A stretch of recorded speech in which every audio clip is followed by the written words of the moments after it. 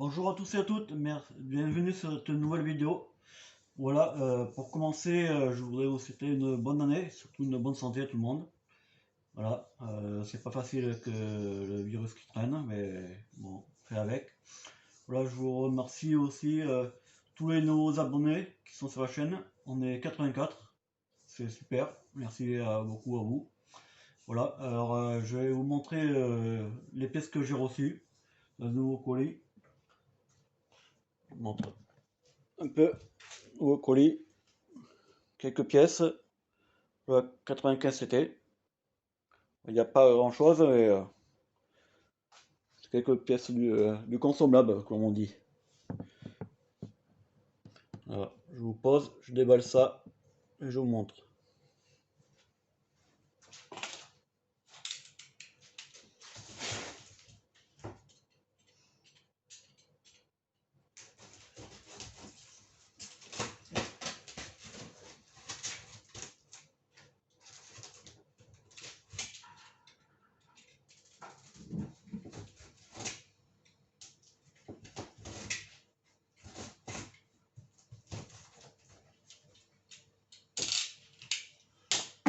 Allez.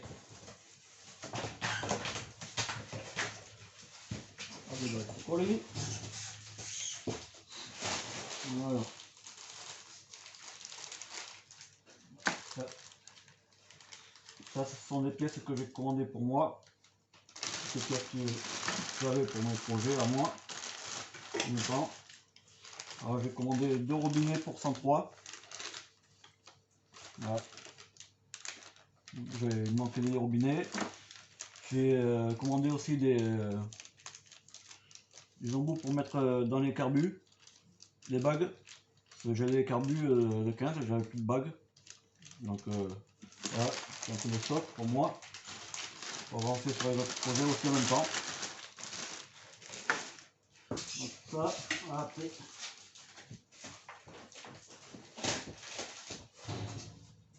Là, on a une chambre à air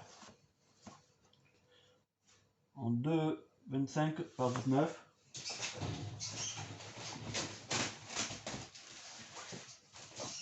Encore. Voilà. Alors, là, on a un câble de starter et un câble d'accélérateur.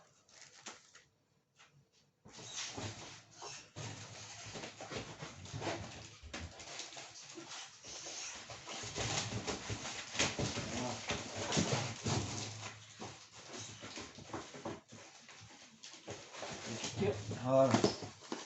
Là, j'ai commandé aussi un carbut de 15 SHA pour la 95.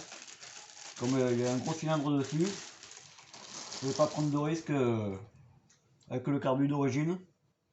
Donc voilà, ça, un carbut 15 complet. SHA. Ça sera mieux que celui d'origine. Celui d'origine, j'ai le filtreur, mais il me manquait la mousse qui est introuvable. Donc je me casser la tête à faire une mousse, je préférais prendre un carbut plus gros et être plus sûr. Voilà. Alors, le reste.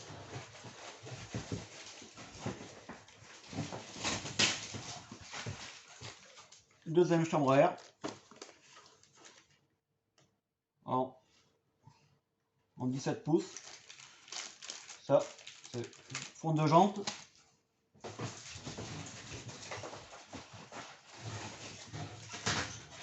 Alors, là, le joint pour le carburateur, pour la pipe d'admission, pardon.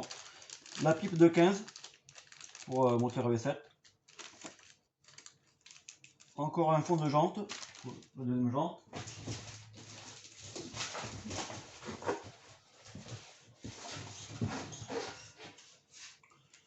Là, c'est un roulement de fourche. Les roulements étaient foutus. Donc, j'ai pris les roulements neufs. Alors, un deuxième qui doit traîner dedans.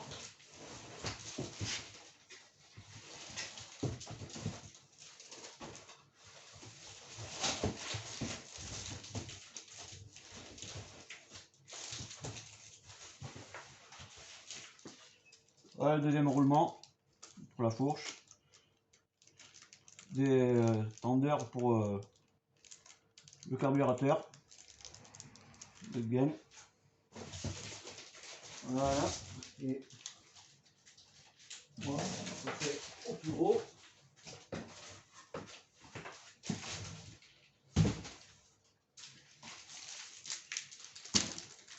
Voilà. J'ai aussi un gicleur fourni en plus avec le carbure 15. Et les pneus avant et arrière pour la 95. On va essayer de ne pas les couper.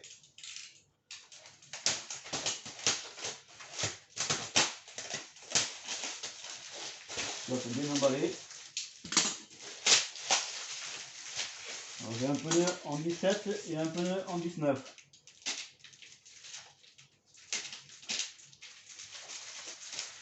Voilà. Le scotch, ne laissez pas partir.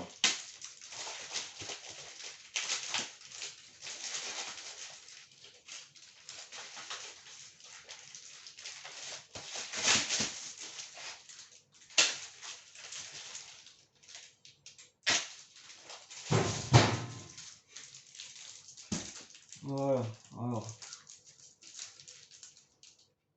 j'ai pas coupé le pneu.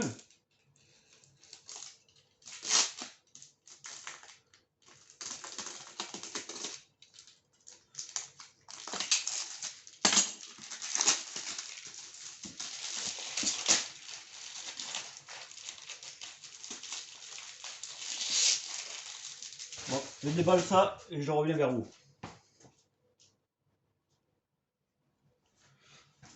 Bon, on se retrouve. J'ai fini de me battre avec l'emballage des pneus.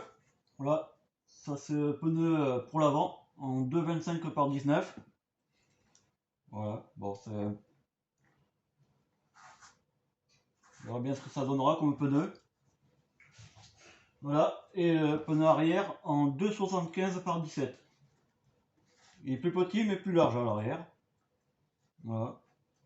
Bon, il n'a pas l'air vilain celui de derrière. C'est pas les mêmes, mais bon, il n'y avait pas les mêmes. Il n'y avait pas le même dessin pour les deux pneus. Donc on a pris ça. On verra ce que ça donnera. Voilà pour cette partie de quelques éléments.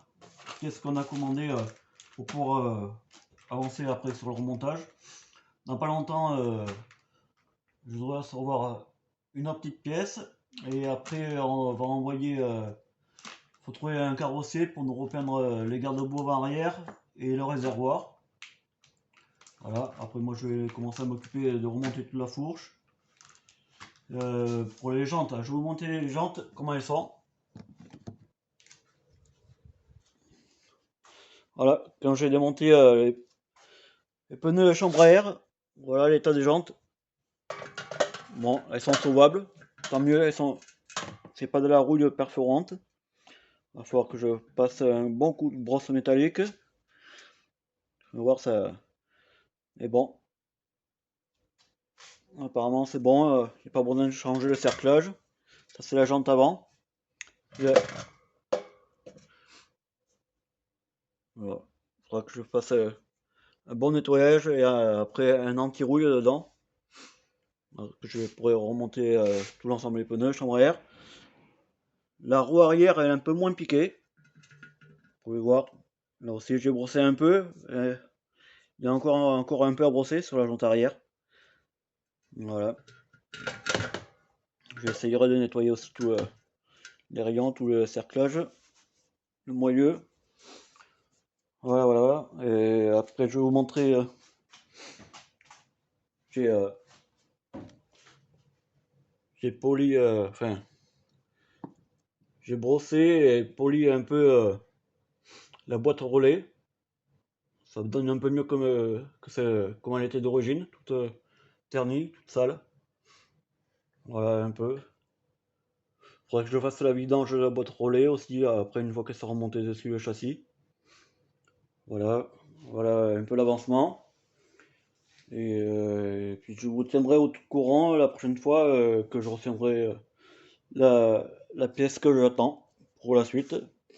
En tout cas, ça ne me gênera pas pour le reste de mon montage.